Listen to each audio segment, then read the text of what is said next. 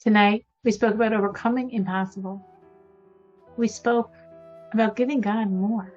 As you add, God adds far more in the blessings that will resolve your situation. And know you're very capable. You're very powerful. You have the abilities. You have the resources. You will be able to overcome this issue. So last week we started with this topic and the idea of, as we called it, overcoming the impossible or seeming impossible, because obviously it's not impossible, but it seems like that for sure. So last week we discussed 4 ideas. I hope they were helpful. I hope you applied them. I hope you found what was yours, and I hope it's helping. And we're going to continue today for another 4. So the 5th idea is, again, ideas, tools, strategies, skills, whatever works for you. The 5th concept is add in your spiritual arsenal. Keep adding, keep moving. As we add, God adds. We give him more, he gives us more. We serve him more, the blessings come. And I think it's important to say add in whatever area it is, meaning it doesn't have to be only for the ultimate impossible. Like when you're in the craziest situation ever, and that's when you say, okay, I'm so desperate, I'm going to turn to God. I'm that desperate. And for the daily stresses and frictions of life, the more I give to God, the more he's able to give me. Meaning it's not like he's like, oh, I don't want to give her. All right. No, of course not. But this is the system he set up. So the more you do, the more he's able, he's allowed, so to speak, following the rules he wrote, to give you more.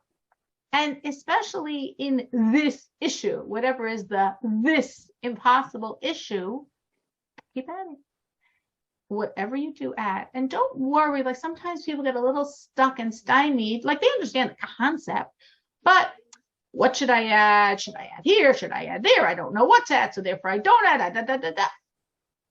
It might not be the absolute perfect best thing in the script for you to add, but the main thing is just putting more in your account. Not just replenishing with the daily regulars, you make brachot and because every day you put in and every day you take out. There's always the deposits and the withdrawals. But every day, especially when you're in this really crunch situation, which you might feel every day you're in, daily stretching with adding more. It's the best way to get God to do the same. So we're very grateful for all the daily brachot, the daily blessings that we have in our life. But there's a lot of things in our life and a lot of things that we can't even fool ourselves and think we can create. We can't create health. We can't really create children. We can't create nachas from children. We can't create harmony in the home. We could try, but in the end of the day, there's so many things that are a lot out of our hands. And even things that we fool ourselves and think we do, like in our finances, it's also not coming from us. So when it's so clear that we can't possibly create this, or even when it's not as clear, but you still really aren't creating it, and we desperately need it, and God can do it, and he does. And obviously sometimes there's a sense of, I don't want to do that. None of my friends do that, and they're all fine. My mother doesn't even do that, and she's, far more religious than I am. Except this is God's system. And feel grateful. I think the gratitude I feel is I have an ability to create things that I should have no ability to make happen. But I do have an ability because I can give for God. And when I give him, I tell him exactly what account I want him to put it in. And he does. So I'm grateful for the system because I can create things I should not be able to create. And that's the gift of it. That's the secret of it. Has anyone done this and seen? I have countless times. But anyone else on here has actually said, yes, God, I'm giving you more because I need more, have done it and have seen that God came I can't think of one like cool story of mine. It just is like the story of my life. But anyone else has seen it? You don't have to share the details, but have you seen it? Yes, I have. Elle has seen it. Okay, awesome. I have also.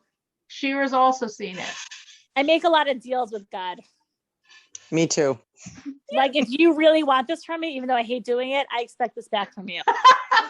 I could totally imagine she says in exactly that tone. Me, I'm a lot more like, please, please. But that's good. Everyone's saying it in their authentic voice. And it's very fair to say how Shira just expressed it. You know me, God. You know I have 0.000 desire to do this. So if I'm doing this, I'm going to phrase it slightly different than Shira did. If I'm doing this, I know how much joy it's creating for you. And I know when it creates that much joy, I just know it's going to come back to my plate. And you could say it Shira's way also. That would be sort of my version of the story. But it's true. Especially if you're doing something hard for you, especially if you're doing something you never imagined you would ever do. But God knows that. He knows far more than you. He remembers all the things you said that you forgot, that you would never, ever, ever, ever do that. So he gets it. He knows it. He appreciates it. And he has the joy, the metaphor of the Baal Shem Tov, the joy of this parent with their only child whose only child is estranged from him. I'm sorry, I think it's actually the Baal Shem Tov's addition to the Baal Shem Tov's metaphor that I'm going to talk about later. But imagining the joy the parent feels when his child comes back home. Now, obviously, you're not an estranged child, but still imagining the joy God feels when you do that thing that you know he wants and you have no intention of doing and don't want to do and don't want to do and don't want to do, and you do it. Imagine that joy. Well, all that joy comes right back to you. Right back to you. So you got my personal experiences, Yael's, Shira's. Anyone else here has done it and seen it worked? Absolutely. I have. Absolutely. Okay. Yes, Dorit? for sure. I've seen it work, but then also like even times that you could say like nothing changed, I still feel like I had more peace of mind and kind of just more connection to Hashem. Even if the situation didn't change, I maybe would feel better about it when I would put a little extra. That's so beautiful, Heidi. So we got Heidi also, but I liked her addition that she didn't see a change necessarily, but she felt better because she knew God was involved in the storyline. What I also sometimes have to say, because I do this all the time. So like I can't even count all the stories and all the times I've seen it work. And sometimes I haven't seen my desired goal happen. But what I tell myself, which I believe, is I sincerely put forth that effort. Whatever I did. And I know it's real. And I know it's appreciated. And I know God's never going to take and not give. So what I assume is God put it in a different account. I was thinking it's for that situation. And God said, I think this situation needs it actually. I think you need it there. I think there I need to give you some help. So I'm going to put the money in that account. That's my understanding of what happens when I'm doing sincerely and I don't see it happen, but I know I'm doing sincerely. I know God's not just going to take from me and not give back. So that's like how I understand it. But there's probably other versions of that story. But that's great. That's so many of us already that have done this and have seen it. It's worth it. It's worth it for all those situations because there's so many situations that we know we have no ability to control. And the ones we think we have some ability, we also don't. And the ones we're totally confident are totally under our control are also not. So it's nice to know that there is a system that works. As I said, I'm grateful. I'm grateful that I know the system. I'm grateful that I see how much it works because otherwise life will be so almost terrifying sometimes, so out of control, the world out of control, life out of control, and there's nothing I can do about it. But I know there is something I can do about it. And that I think maybe is also what Heidi meant about feeling that just inner peace in the situation. So that was our first of the day and fifth of this ideas of like what you can do. The sixth point that I want to talk about, second for today, is, which actually sort of morphed into before, not that I meant to, is a perspective on your life.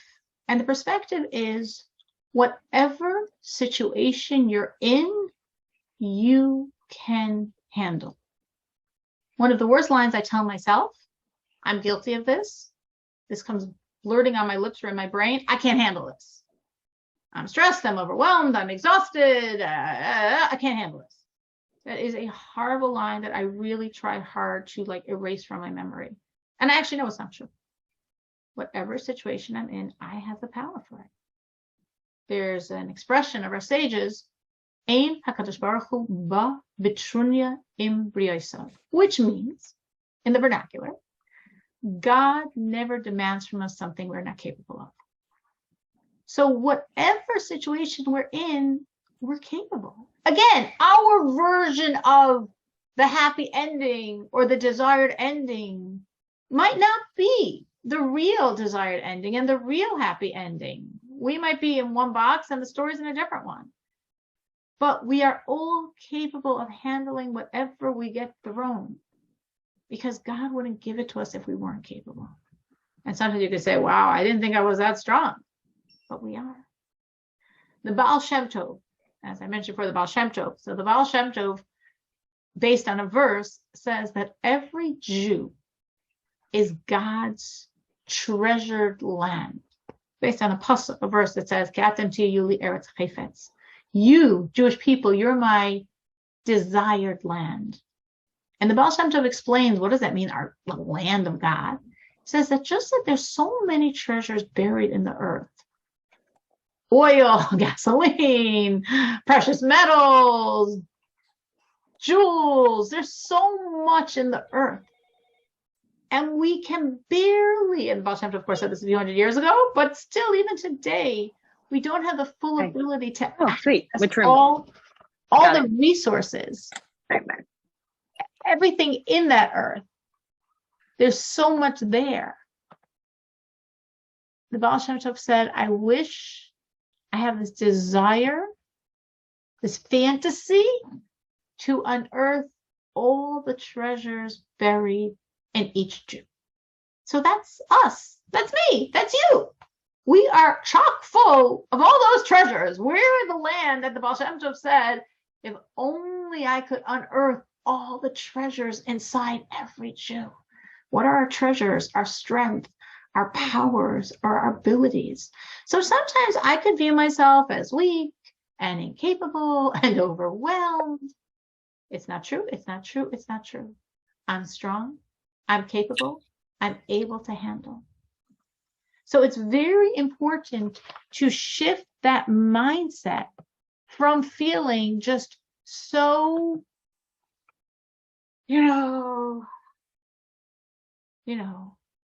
languishing lady who's just so weak and just needs someone to, helicopter in and save her. It's not true at all. We're very strong.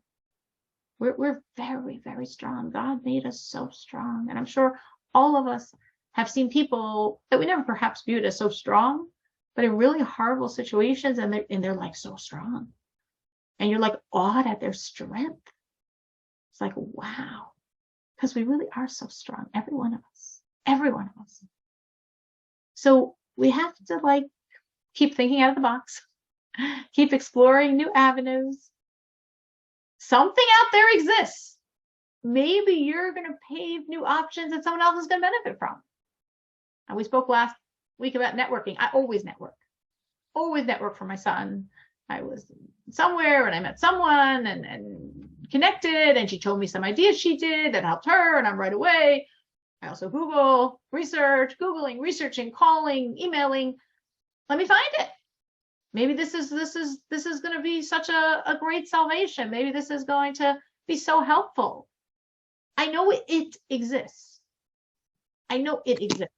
And I know I have the strength and the resources to find it. I don't know, any of you had that experience where you kept just going out of more and more crazy boxes and then you actually found a solution? Like there's in one of these like seemingly didn't have to be the most dramatic situation, but like seemingly like, well, there's no cure for that. That you can't fix. And you actually found that you could. Small, big. Anyone have such a nice story for us? I do. Let's hear it. Okay, so I had like gestational diabetes with my 10th, and I was totally freaking out because I'm majorly needle phobic. And I was like, okay, Hashem, you can't do this to me. Like they're showing me how to like prick my fingers three times a day. And I'm like literally going crazy, crying. I'm not looking at I couldn't even watch the lady show me how to do it. I was literally freaking out. And I'm like, this is not fair. You can't do this to me. I will do anything in the world for you. Do not let me do this. And I went to bat mitzvah, I think a day or two later. And a friend of mine, oh yeah, just get one of those little things you scan your arm. And totally like, I didn't have to prick my finger. It changed my entire like pregnancy. It was amazing. Beyond incredible. And I felt like Hashem really listened to me, and he just, I don't know. It was like, The question is, why didn't the doctor tell you about this? If the nurse saw you were so scared of needles, because it's like, I asked her after, she's like, well, it was newer, we don't really do that. We kind of do like the old school. And like, I'm like, come on, you're watching me literally cry while you're showing me a needle. But it was such a bracha. I felt like you honestly can't ask that question. I had a situation recently with someone, I think I actually mentioned it last week, someone I'm very close to, and her husband has MS, and he was taking this very strong medicine that was literally shrinking his brain, and he got to the point where he like he can't get out of bed, he like can't walk to the bathroom himself. His wife has to literally like, and he has like the top doctor like in his area of the country. Oh, there's this new medicine that we never thought of because your arm works so well. We forgot that it shrinks your brain. And you can't ask questions. Why would a doctor? Obviously, the doctor knows, and if the doctor didn't tell you, it's not out there. Your story makes perfect sense, and it's a beautiful example. There, you can't handle a needle. Well, you have no choice. You say, I absolutely can. God said, okay. So you did your networking. You're throwing it in God's lap, and lo and behold, you happen to meet someone who exactly had your cure. That's a perfect example. Anyone else? I mean, like, it happens. Anyone else had such a situation? I have one like that too. Yeah. It was my mom. She has osteoporosis, and her doctor gave her Fosamax, I think it's called. It's like a medicine that you take every morning, but it's very complicated. You can't take it with like, you have to take it on an empty stomach within a half hour of this, and then you can't lie down after you take it. It was just such a pain. And I kept asking the doctor, there isn't something else. This is so difficult. It's more medicine to take. There's like, no. I'm like, okay, fine. So we started taking it. It was really a hassle. And then I started doing a little research and asking around. And sure enough, I found a shot that you can take Prolia once every 6 months. End of story. And it worked. Like, her bone health improved by like 17%. So I don't know if that's the same thing, but why didn't the doctor tell you about it? exactly. But but I'm frustrated because I asked her anything else. She's like, no. But there is something else, and she should have known. Why do I have to be the one to suggest, how about this? How about that? You're the doctor. You have to be your own. Yes, Yeah. I've learned that. Yes. You do. Absolutely. You do. But thank God we're not alone. Right. So it's a combination of what we were saying before: add, give, know God always pays back, and what we're saying now, which is, and trust that there is a solution, and you're gonna network. God's gonna put you. You're gonna be standing next to the right person at Jewel. You're gonna bump into this lady. You're gonna strike up a conversation with a stranger who happens to have the same situation. You know, it's gonna happen. It's gonna happen. You've got to trust. As I said, God never ever puts us in a situation that we can't handle. And if we know we can't handle it, got to keep searching in totally different perspectives, totally different areas, and know it's going to work. It's going to work. I've had this so many times in my life. It's not always like just one example off the top of my head with so many. This was COVID, not so long ago.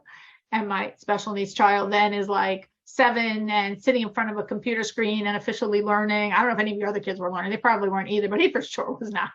And this was horrible. And I just like, he can't be like this for the whole year. He's just going to regress. I can't afford that. But what situation is there? And I searched and I found a very expensive, of course, place. And I called them and I'm like, scholarships. They're like, we don't do scholarships. And I called them again and I said, scholarships. They said, we don't do scholarships. And I called them like a third time. I said, that's it. I know.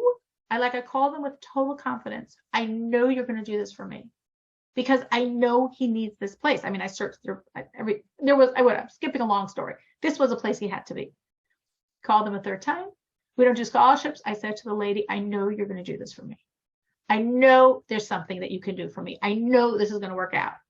And she's like, well, and thank God it did. So, like, don't look at closed doors and say there's no opening. There are openings, and we trust God that if this is what needs to be, it's going to be. It's going to work out.